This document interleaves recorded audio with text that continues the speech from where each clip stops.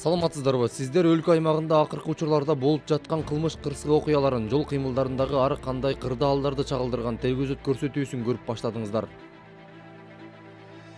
Çaldın mı? Ne oldu? Çalıştık. Çalıştık. Alo. Kolay ki belki. Hadi Çalıştık buradan kakana geç. Ne? Реально братан. Жүзеки кызматына Борбор калабыздагы эс алуу жайларынын биринде массалык мушташ болуп жаткандыгы тууралуу билдирүү келип түшөт. Патрулдук милиция кызматкерлери менен бирге окуя болгон жерге барганда төмөндөгүдөй окуя орун алды. Отрывал там, выпил, ладно, братан. Я тоже выпил, братан. Реально, я не буду скрывать. Вот он вышел. Вот я вышел. Все? Ты что? Вот скажи теперь, скажи. Вот скажи теперь, что было? Я вот такой принципиальный человек, то, что я все я по закону работаю. Я выпил.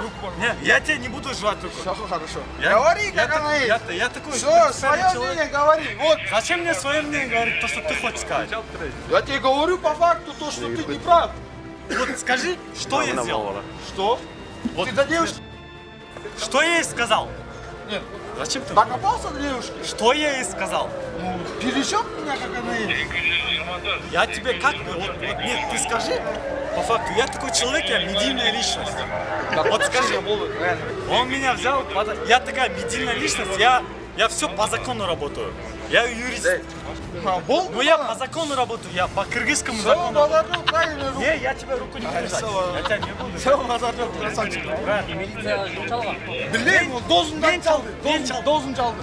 Sen benim dozum emezsin. Ты позвонил, давай отвечать тебе, что ты что, забыл, ложный вызов. Какой ложный вызов? А как тогда? Какой ложный вызов? Какой ложный А какой вызов? тогда вызов? В смысле ложный вызов? Ну говори, заявление пиши тогда, вот. Хочешь, напишу. Пиши. Что напишу? Пиши. Все, заявление. Я все. Я заявление пишу.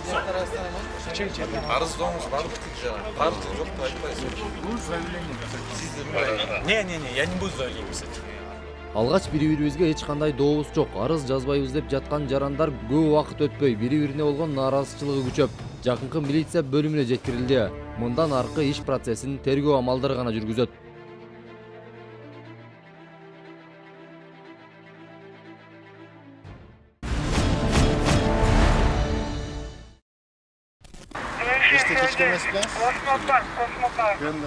Бул жол тандабасты кызматкерлер жолдун катар сызыгын кезип өтүп, дал ушул жерге токтогондо артынан келишти. Айдоочуну текшерүүгө алган учурда андан аралыктан спирт ичимдигинин жыты келип турган. Андыктан анын мас соосун тактоо максатында наркология борборун карай барууга туура келди. Бул жайга келгенде айдоочу алгач текшерүүдөн өткүсү келген жокпу айтор буйдалып ичкери кирбей жатты. Бирок инспекторлор аны баары бир текшерүүдөн өткөрүштү.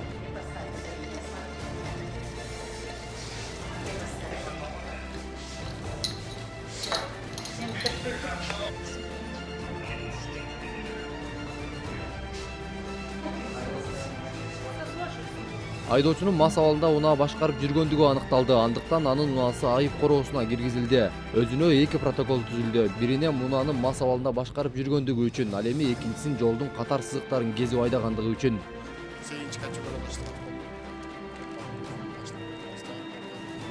Штрафный өлчөм.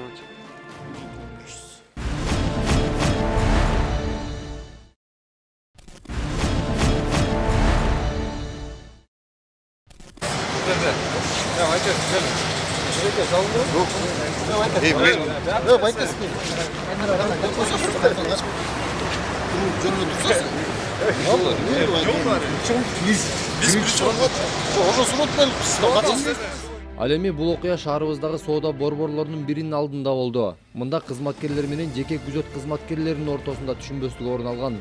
Охранник келип, ага борчу бизге унукташат. Жеке ким çaldı? Биз çalган.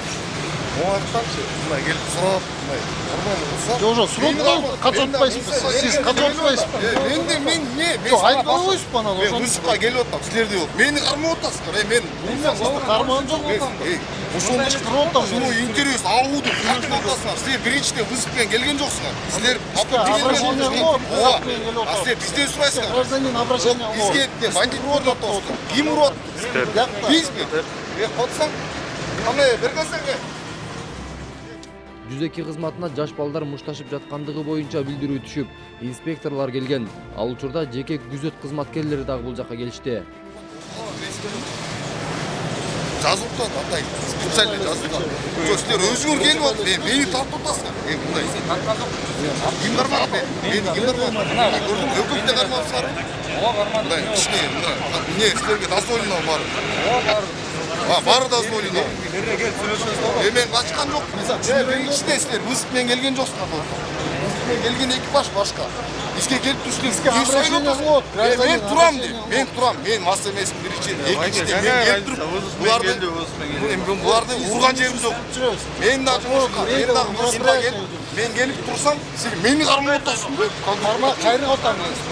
Қолдан қарма, тартып отырсың. Оша тартып отырсың, просто сен формамен тұрасың да. Хотя, мен дағы бош еліктен кетші.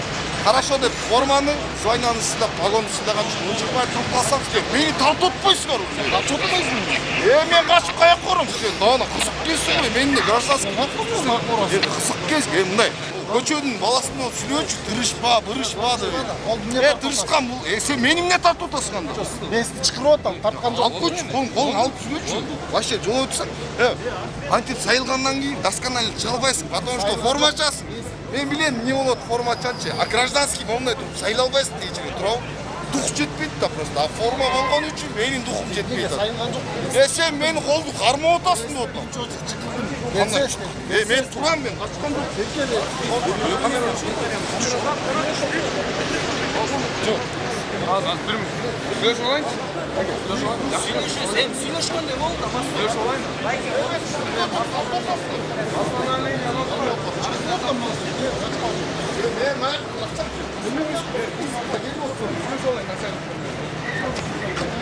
Офицер.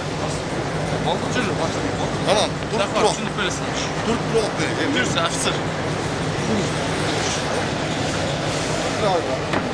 Охрана, не нас өзіңізге жетсіз да. Ошон, не болмады.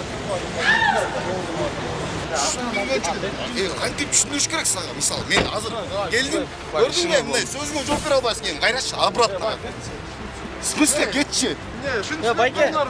Байке. Жоқ, мен тұрам еста. Бейс, Көрмөз отам, ким урганын. Ошону дегенге сайлап, сілер ұрыстыңар. Патрульдік милиция кызматкерлери мушташка тиешеси бар деген тараптарды жакынкы милиция бөлүмүнө алып кетишти. Ал эми жеке күзөтчүлөр менен инспекторлор жеринен сүйлөшүүлөрдүн негизинде туура түшүнүштү.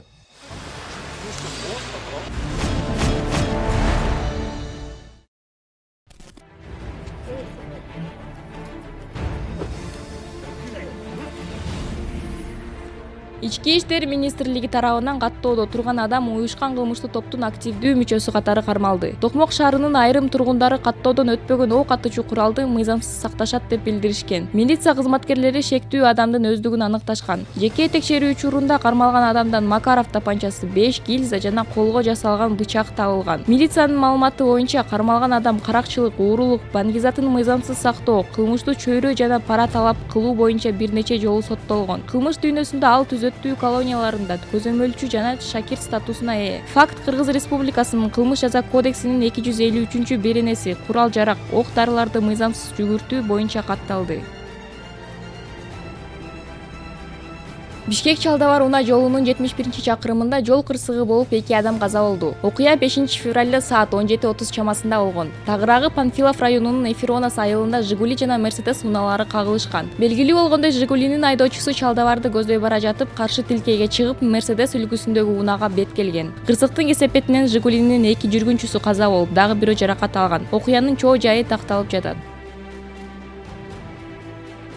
Нарын шаарынын борборунда уюшкан кылмыштуу топтун мүчөсүн өлтүрүүгө шектүүлөр кармалды. Эскерте кетсек, 6 февраль күнү саат 21:00 чамасында Нарын шаардык ички иштер бөлүмүнө белгисиз адамдар шаардын борборунда бир адамды атып кетишти деген билдирүү түшкөн. 1990-жылы туулган Mercedes-Benz унасынын айдоочусу октон жаракат алган. Жабырлануучу облустук бириккен ооруканага жетпей жолдо каза болду. Белгилүү болгондой, маркум уюшкан кылмыштуу топтун мүчөсү болгон. Бул кылмышка шектүү катары 1996-жылы туулган Нарын шаарынын тургуну кармалып, өз күнөөсүн мойнуна алды. Мындан сырткары ок атуучу куралды өз ыктыяры менен тапшырган.